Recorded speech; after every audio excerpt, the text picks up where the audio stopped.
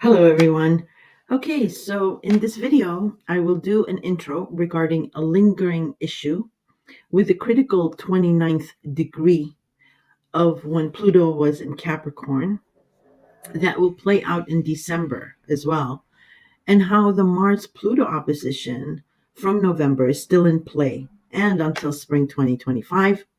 I will also briefly discuss the four super full moons of this year that are related because of their vibrational effects. Then I will give you a quick rundown of December's three main themes. Then I will put up December's planetary alignment with the aspects and degrees for you to take a screenshot of. And then I will also give you some hints and tools to help you navigate a clearer picture for your signs.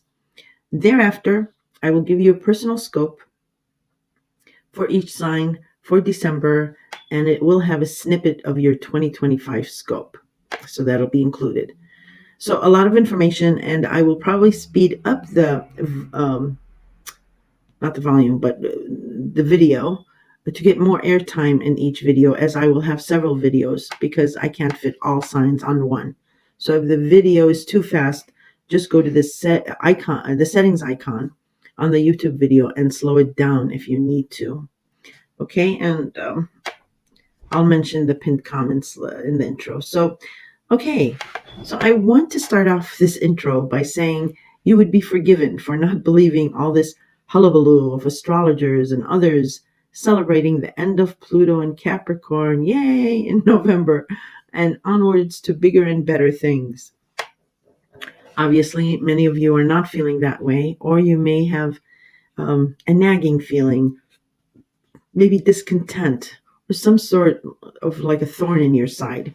And you are right. This is another reason I have not put out a dedicated video for Pluto and Aquarius for all signs. But that will surely come in the future, because it is we have plenty of time, and it is a 20-year transit. But in the near future, I will put that video out. Because I want to first help you understand this lingering feeling and planets and the asteroids that are coming in for a cleanup in Isle Capricorn. Plus, I just don't want to leave anyone behind, and there is a lot of wrapping up behind that's left. I'm specifically referring to this wrap up, or this cleanup in Isle Capricorn. I'm specifically referring to Ceres, the dwarf planet, and the very critical 29th degree of Capricorn. That, Pluto has gone back and forth over the last few months. And Ceres is just as powerful as Pluto, but with a different strategy in mind. Mercury is retrograde and will be shadow retrograde through December until January 4th. I mean, it will go direct, I think, around December 15th, but it will still be in its shadow retrograde, and that doesn't clear until January 4th. Mars is about to retrograde in Leo, and it'll back up all the way into Cancer until it goes forward again in both signs, which ends in April of 2025. Or maybe a little later. And the North and South nodes are in Aries and Libra, respectively, until the end of January. So with the nodes, it's an 18 or 19-year karmic and repetitive story. And finally, as our transformation has been completed with Pluto in Capricorn, but from within, we are now transforming on the outside, or trying to reconstruct those broken pieces that Pluto just trampled on. If you remember from the November scope, I said this will come in 3 stages in December. And the first stage is this first week of December. And then the second stage is the winter solstice, and then finally at the end of the month with the new moon on New Year's Day.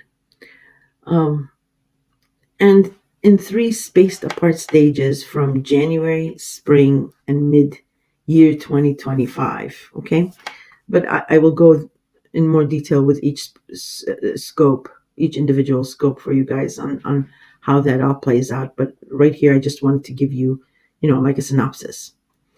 Okay, so now the tools and hints that you can get.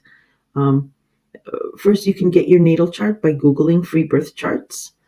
So you can see where December's planetary degrees may match your natal planetary degrees, which will mean where, when, and how you will be affected. Also, to get a clearer picture, listen for your sun, moon, and ascendant sign. And remember, your sun sign is where you shine. That's where your personality is, or where your strength is. It is your father, what your father imparted onto you.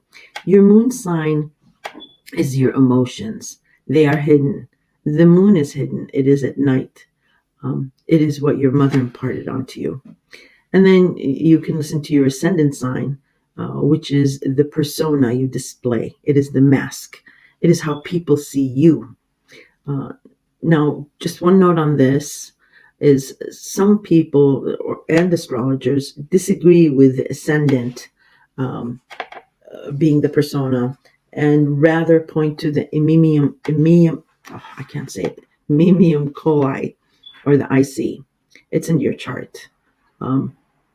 They say that the IC is really your persona, and it is very much related to a family member that you may have been affected by, or family members or friends say you sound and look like that family member.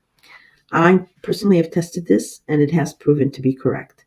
So it is up to you if you want to listen to that sign as well, your Mimium coli. All right, another tool, and this is rather a hint, is planets show us what is happening, signs show us how it is happening, and houses show us where it is happening. Okay, also look for the pinned comments for related links I may mention and for links to other signs that will, again, not entirely fit in one video.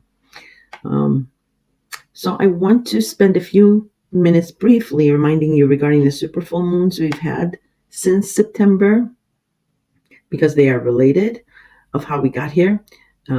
Again, only 1 or 2 points on each. So the first one was August 19th, super full moon in Aquarius, which was called the super blue moon. So the moon in Aquarius opposed the Leo sun, and both the sun and moon squared wild Uranus, which was in Taurus and still is, as well as Jupiter and Saturn squared off. So that was pretty powerful. And when I say, the super full moon in Aquarius, you would look to where Aquarius, which house Aquarius falls in your solar chart. In your natal chart also, you would look to see if you have any Aquarius factors. And then you would look to the house in the Leo, where Leo dominates in your solar chart, and then you will understand where those oppositions were. Okay, and the second one was September's partial lunar eclipse in Pisces. It was called the super harvest moon. This eclipse in Pisces did oppose the Virgo sun. So again, look to your Pisces. So for example, if you're like a Sagittarius, you would count 2 Pisces. So it would be Sagittarius, Capricorn, Aquarius, Pisces. So Sagittarius would be your first house, Capricorn your second, Aquarius your third house, and Pisces would be your 4th house. Okay, and then Virgo. So you would count all the way to Virgo, and then you'll know which houses oppose. Okay. And here there was some sort of ending in your Pisces dominated house, but there was some sort of a dual option, and there was some kind of a reversal. Okay, the third super full moon was October 17th, super full moon in Aries, which is called the super hunter's moon. And prior to that, the first week in October, we did have a Libra solar eclipse, which opposed the Aries sun. So and plus we have the North and South nodes in Aries and Libra respectively. So all that is in play. And what that was saying was an opposition or a push-pull between independence and partnerships, or independence at the risk of losing partnerships, or codependency at the risk of having independence, and so on and so forth.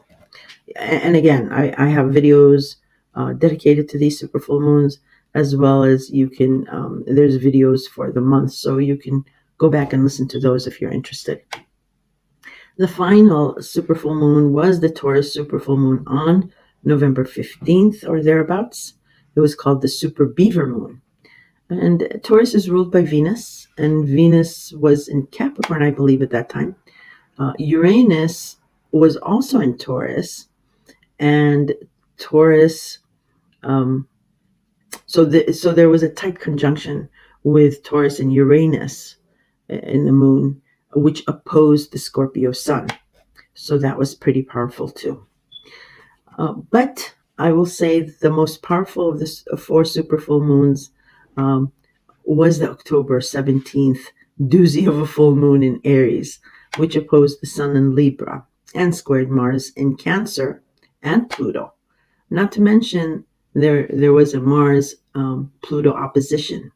I think a few days earlier, or maybe in November. Well, it was an applying opposition.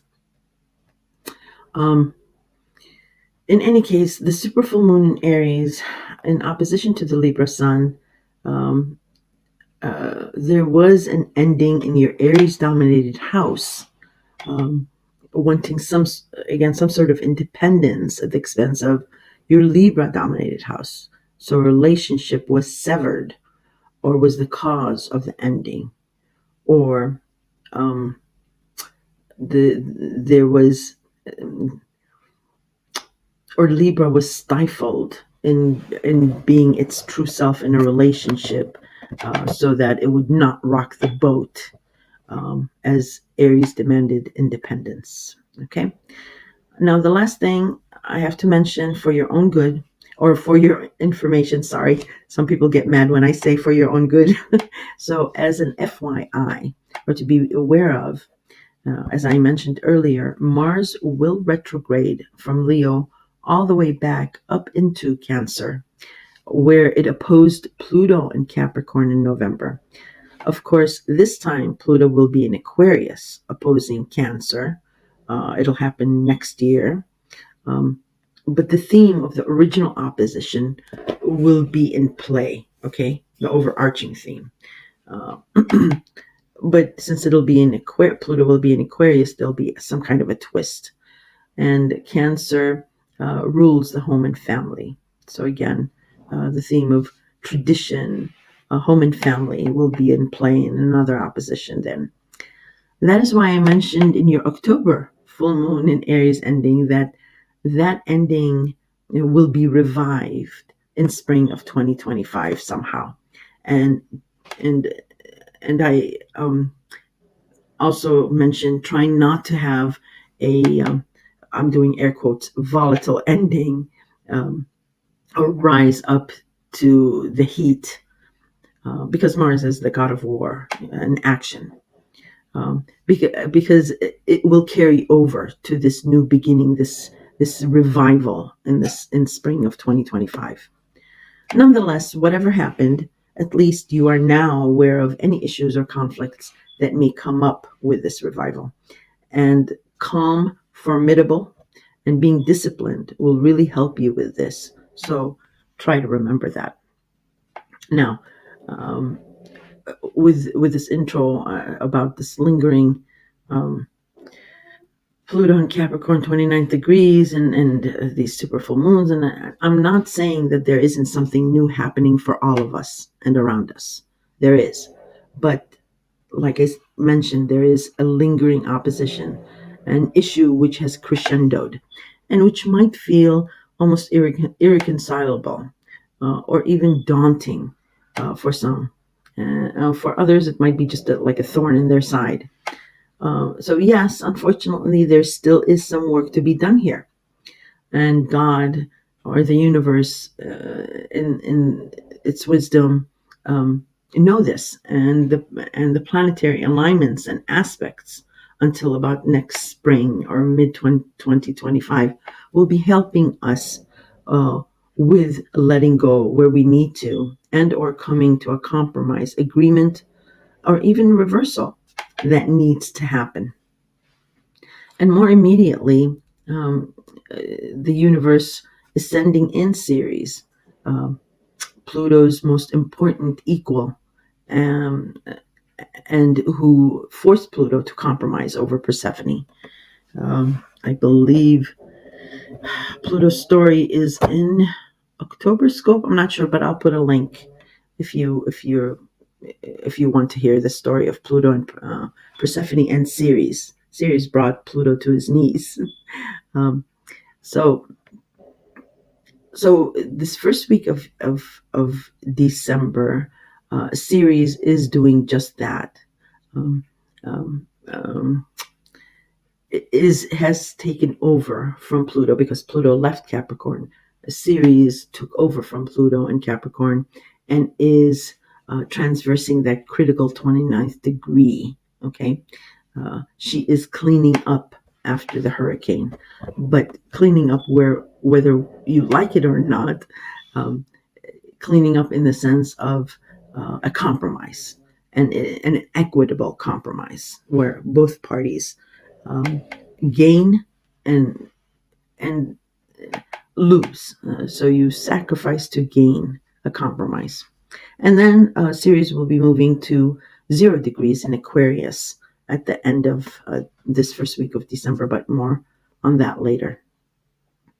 So Ceres is one of the 3 immediate planetary components of December that will help you with this outer transformation and reconstructing those broken pieces that we're all picking up now. It will help you with your newfound phoenix wings that Pluto gave to us. Remember, Pluto is about transformation. It's about the phoenix rising from the ashes, about rebirth. Like I said, she is the first of 3 other things that are going on in December. And December will have 3 themes. And I will go into each scope right at the beginning. I will tell you what those 3 themes are for December. And I think this is a good segue to go over December's planetary alignments and then your scopes. So let me put that up for you so you can take a screenshot and you can follow along as I go over them for each sign. All right, let me do that. Okay, so this is December 2024's planetary lineup, and I did list almost all of the planetary aspects just as a Christmas present for everyone. Of course, I will not go over each and every single aspect that you see here. I will only mention the significant ones that will resonate more. But I went ahead and did everything for December just as a Christmas present. So go ahead and take a screenshot, and you can stop the video and take a screenshot if you want. So we have the 1st through the 5th, and then the 6th through the 9th,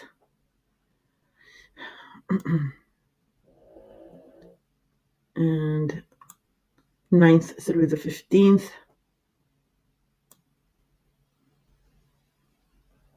17th through the 21st. 21st is the winter solstice. The 22nd through Merry Christmas, the 25th, and the 26th through the 31st. Okay, so those are the planetary lineups. You can stop the video and take the different screenshots and match it to your natal chart and follow along. So now I will start each scope, and I'll start with Aries. Hi, Aries. Welcome back. and Merry Christmas, Happy Holidays, and a Happy New Year in advance. So, December starts off with you within yourself and within your psyche. This can be about dreams, visions, faith, or your past. However, it has to do with some sort of duality within that too. So, think about dreams in astrology or your past and some sort of recent synchronicity about it. The friend or friends that have been with you since Saturn first entered Pisces about 2 years ago have led you to this dual path that you find yourself in, and whether to go one way or another. You are a trusting person, but you have known on several occasions since about your birthday, 2023. Trust has to be a two-way street and with boundaries. Yes, even with a complicated friendship like this. This on again, off again type of friendship, your psyche and some family or home element will start a repetitive dance around February 2025 when Pisces and Virgo enter the North and South nodes, respectively. And you will find yourself in bursts of retreating to alone time and reappearing as you navigate the back and forth to find the right balance. Don't worry though, you will very much enjoy the disappearances now and then. It will feel almost like a resort, or resort in through a head trip. The only issue you may have is your family or home life or whomever will not quite understand why or where you are disappearing to. Okay. Now, before getting back to this friendships or the group, by the end of the first week of December, there will be some sort of compromise or agreement regarding your career, status, or with authority figures regarding power and control. You have already determined the factor and the way you want to go, but there is a contingency or duty that is still hanging on. Um, that critical 29th degree of which Pluto handed over to Ceres, the mother of all compromises. She brought powerful Pluto down to his knees to be her equal over Persephone. So that remaining, let's say, tie needs sorting out as it involves your lover or children and your home and family.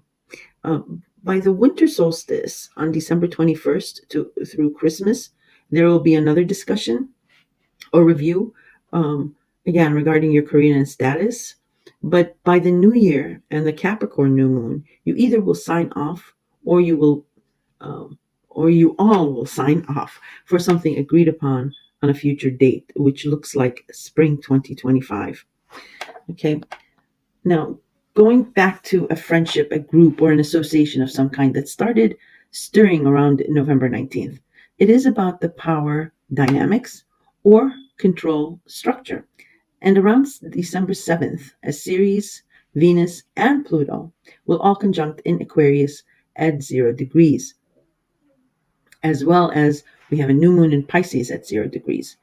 You will know who or what is all about control and power and where you are in all of this, how you fit. It is about your own desire to gain control or others who look to you to wield some type of control.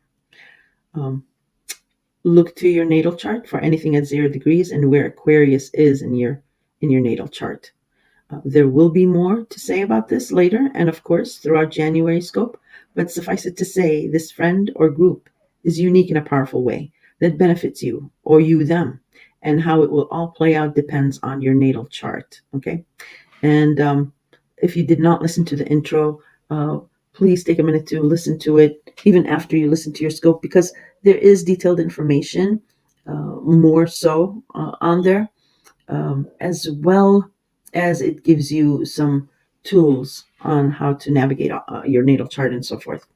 So now, looking at December's planetary alignment, I will not go into all the aspects, but I did list them for you guys as an extra for this month. And it is in the intro. So you can rewind it to there and take screenshots. I have all the planets, all the aspects, and the degrees for the whole month. Okay, and you can speculate on your own with that, but I will hit the main degrees.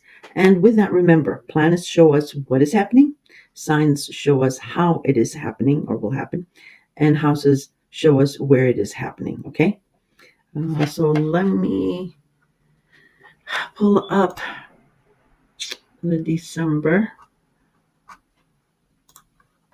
I'm going to pull it up from my end. I'm going to still keep the the images playing, and like I said, if you want to look at the planetary lineup, it's in the intro.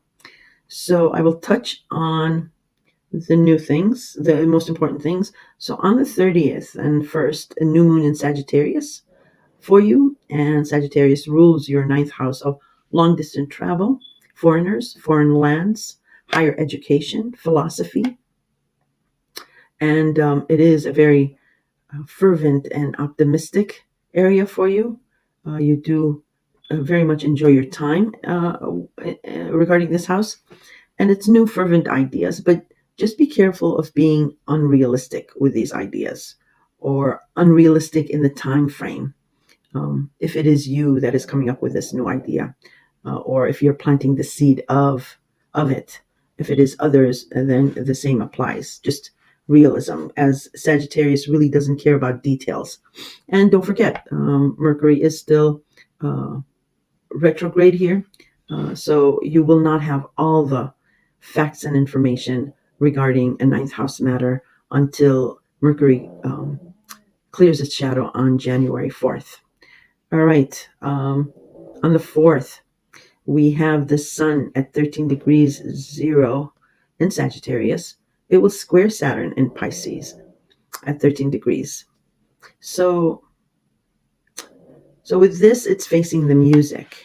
And basically, no one is about, or the answers are not forthcoming. It is good that no one is around, actually, so that you can clearly see it from your own perspective and initiate what you yourself want. Okay. Again, look for 13 degrees in your chart if you will be affected.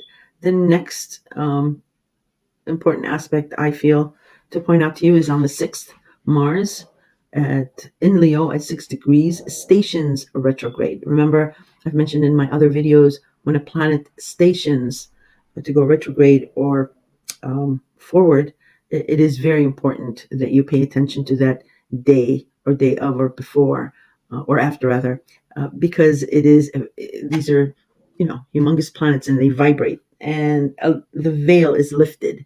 You get like a snippet to see something. And Leo is your 5th house of love, romance, children, creativity, pets, and gambling. Gambling can mean casino gambling or online gambling, but it is also the gamble you take on life. So Mars is going to turn retrograde here.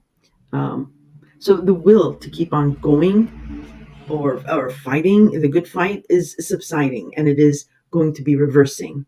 So a fight will be within yourself. So the trick here is to pace yourself, discipline, because as the more you try to be assertive or go ahead, because Mars is your ruler and it is the god of war, the energy will come back at you that much stronger. Use this energy to resolve the conflict within yourself, to play devil's advocate, where when you eventually get what you want, and you will, with Mars in Leo, you can be on a powerful footing. Also, this is a disclosure to be careful with authority figures during this time, okay? So the next important aspect is all on the 7th. So we have Ceres, we have Venus, and Pluto. They all will conjunct in Aquarius at 0 degrees, the very critical opening sign of 0 degrees. This is a rare configuration at a rare degrees that hasn't happened into over almost 250 years. So the friendships, associations, or group that appeared around November 19th will be about the control and power that you have or you don't. And it will actually reveal these power dynamics around this date. Okay, and also with Pluto being in Aquarius, it is what you thought was out of reach is actually coming at you fast. And it's one of those, be careful of what you wish for. But I will mostly concentrate here on Venus conjoining Pluto in Aquarius. Venus's role is to attract people, riches, and fortune. Pluto is the god of the underworld. So Venus is attracting powerful Plutonian people um, that are unique in some way, because Aquarians are unique, quirky people who will deliver the riches and power regarding your Aquarian related house, so your groups and friends. Um, but it'll concentrate on the people here that are, again, Aquarian. And what Aquarian, yes, they're all about humanity and the group and whatever, but there's a shadow part to Aquarians where they tend to go with class or sectarianism somehow is involved. So you may not be in that class, but with Venus, you will be able to permeate these sects, this class, but at a Plutonian price. I think you are getting the picture of what I meant when I first introduced the idea of Pluto and Aquarius to you back in November, is that Aquarius is faster than Capricorn. And what you thought, like I said, was out of reach will surprise you. And come fast. But to be careful, again, of what you wish for. Be careful of the price that needs to be paid here, because it's Pluto. Um, because you may regret it later, but that is the desire. The desire for it is too strong, and I understand that. So the trick here is small, measured steps, if you can. Aquarians usually don't do small, measured steps. Okay, and the other thing here is, also Neptune in Pisces stations direct at 27 degrees. Again, whenever a planet stations, pay attention. So pay attention to your Pisces related house, which is your hidden house, behind the secrets, your psyche and your past. A veil is lifted and you get like a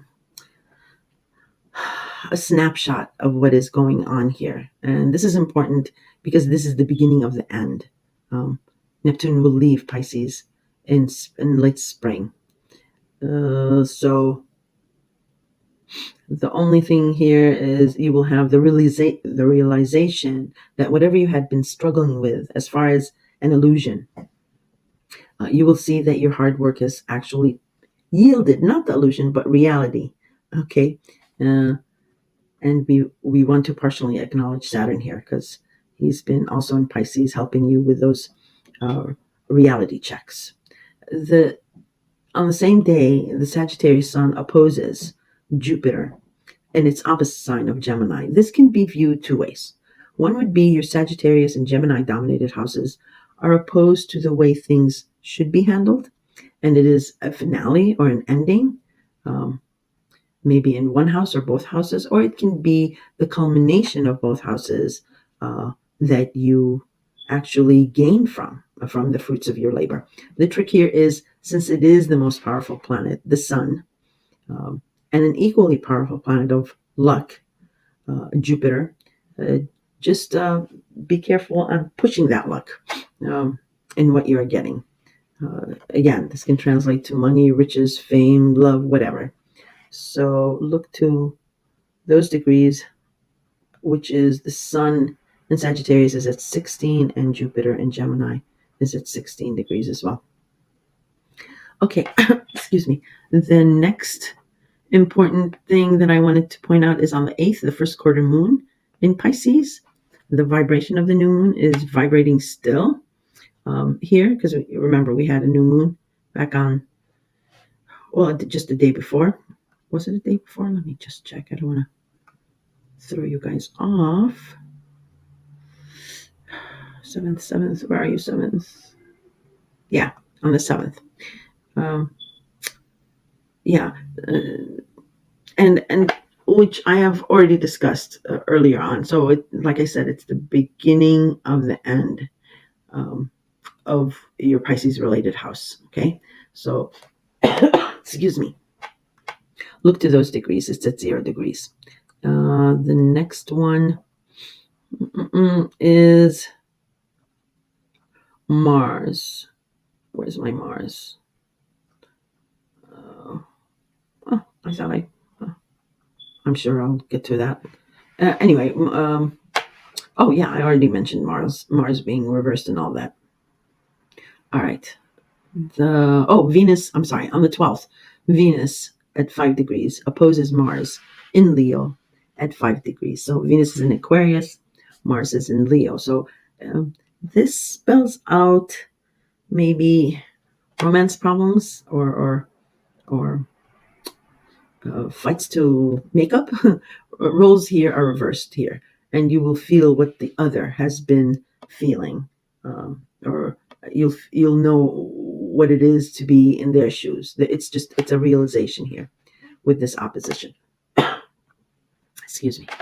Okay, on the 13th, the moon at 6 degrees in Gemini opposes Mercury retrograde in Sagittarius at 6 degrees. Mercury and Venus is about networking and socializing.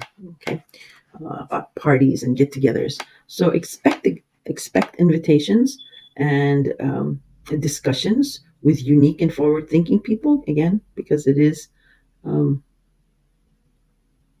it is the moon in Gemini, and Geminis are really flirty. And what was I? But whoever you meet here and whatever discussion that is to be had here, it will be very important to your future or in your future, specifically in January and February. So pay attention to who you meet and what the discussion is about. And again, it depends on your natal chart and if you have 6 degrees. All right, so we have on the 15th, Mercury does station direct in Sagittarius. And even though it is stationing direct, it is still going to be in its shadow until January 4th. You will, however, have an aha moment here of why you had to go through all of this disheveled communication and travails since November. And the other thing is there is a full moon in Gemini at 23 degrees. So it is an ending, a culmination, or a fruition of your past efforts of the past 6 months or so when we first had the new Gemini moon. And it does feel like it's a major decision.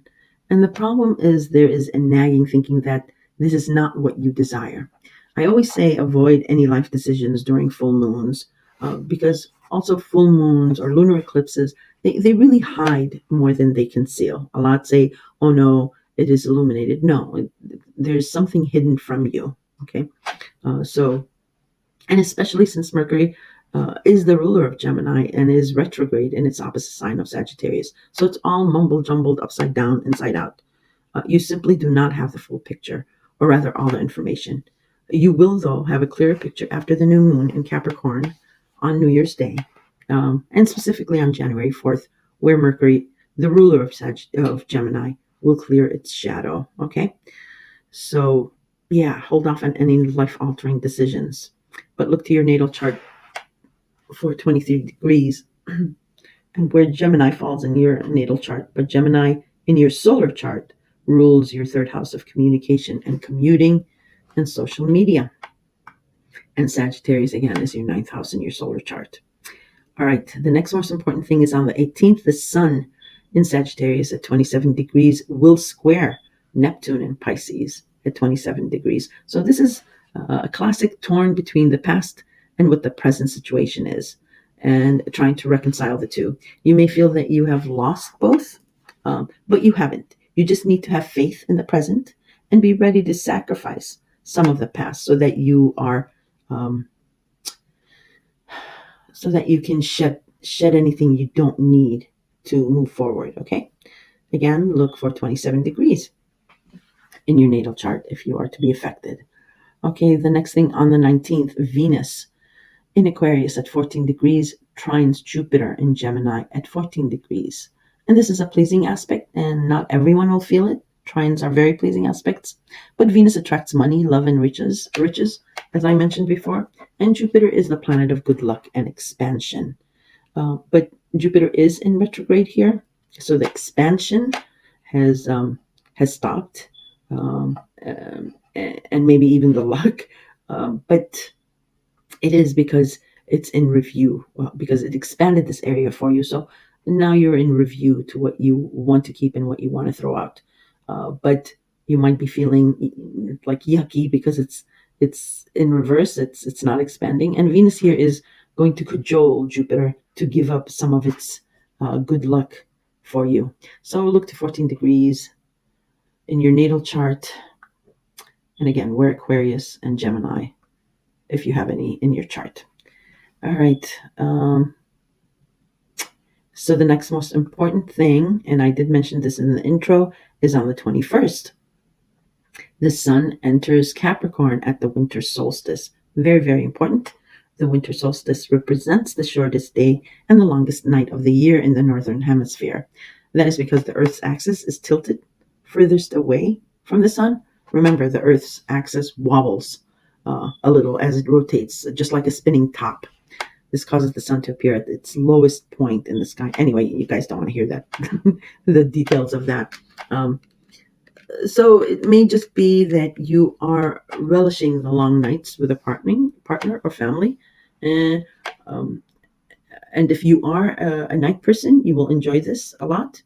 If you are a morning person, maybe you will just struggle with waking up and still seeing it dark. I always recommend fresh orange juice. It just brightens everything, the smell and the taste, even if it's dark outside. So in any case, remember, I mentioned in your personal scope at this time too, the compromise over your career and status is an ongoing discussion. On the 22nd, we do have a last quarter moon in Libra, and you've had a problem with this, especially in October, when you had a full moon in your sign, which opposed Libra, which is your partnership house.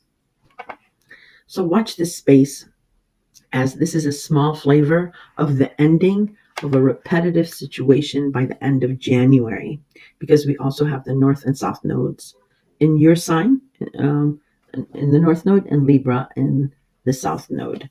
So you may be leaving a partnership behind, maybe even partially, if that's possible. Those of you who aren't will realize that it is not because you can't, but it's because you choose to stay, and whether it's for a higher purpose or what have you. But like I said, by the end of January, if there is a codependency, repetitive issue, that will disappear. And independence, even if you stay in a relationship, will win out, where both of you will be able to balance the scales, the Libra scales, okay? And you are one of the signs that will be affected with this as you go through this, okay? So that was the 22nd. Now we have on the 24th, so Christmas Eve, Jupiter will square Saturn. Jupiter is at 14 degrees in Gemini, and Saturn is in Pisces at 14 degrees. This is the second and last square to Saturn. The first time it happened, Jupiter was direct and expanding your Gemini-related house. So in your solar chart, it is your third house of communication. And Saturn was more in the background, cautioning about getting carried away with things, okay? Saturn is in your 12th house, 12th hidden house. This second time, Jupiter is retrograde. So more or less, he's muted and helping you, like I said, review what you have gained thus far in your communication house. Saturn, however, is direct and stronger, making sure you do not do shortcuts, and what you don't need or what has caused too much friction. It's helping you get rid of that too. Saturn is cautioning that even though you may feel that you have committed to something and can't go back, Saturn is saying that no matter what, don't there's if you really want to go back, there should be no excuses. That it is still a choice either way. That there is a way through that you can see your choice go through. What I'm trying to say is, for those of you who see this as an uphill battle or going against everybody or going against the grain, Saturn is controlling the fallout. And if you choose to go against the grain, when Jupiter turns direct, Saturn will unleash the fallout. Jupiter will expand the problems even more. This aspect is important and it is giving you a snapshot of the future. But like I said, it's not about, oh, what will people say? I've already, said this, I've already said that, or I've made other commitments. If you really want to, uh, the crack is there for you to slip through and say, it doesn't matter what people say. People will respect you even more. In any case, just look to those degrees in your personal chart to see if you will be affected. That was on the 24th, Jupiter squaring Saturn at 14 degrees. And then it is Merry Christmas. And the last important point, on the 29th, Chiron, the wounded healer, is in your sign, and it stations direct at 19 degrees. This is nice. And again, anything that stations, you want to pay attention to that day. But some kind of healing is coming around for you, and it is about your face, your mask, your persona, your style, your fashion, um, and things like that, because it's in your first sign. And then on the 30th and 31st, very important, it is a new moon in Capricorn on this New Year's Eve. And this new moon in Capricorn is called the new black moon. It's 0 degrees. Very important because it is reflecting the year of 2024 as well as setting the theme of 2025. It's right on the edge. And it is the finale, like I said in your scope earlier. The compromise starts on the first week of December. Then winter solstice. There's more discussion about a compromise. This is regarding your career and status. And then now finally with this New Year's moon, there is some sort of an agreement, or you are ceding the idea of an agreement regarding your career and status. Okay, and the new moon reverberates or culminates in 6 months into the future. It is then that you will reap what you are sowing now, and you will be affected by this moon, even if you don't have 0 degrees. So look to that, and that is it. Those are all I had to say about the lineup, Aries. And I want to wish you a Merry Christmas, Happy Holidays, and a Happy New Year. If you did like this video or found it entertaining, please do hit the like button. It really does help me out. And I will probably put out a couple more videos this month because there's a couple other things going on. But I will save that for later. And if you're subscribed, you will be notified of upcoming videos. All right, Aries, you take care and don't party too hard.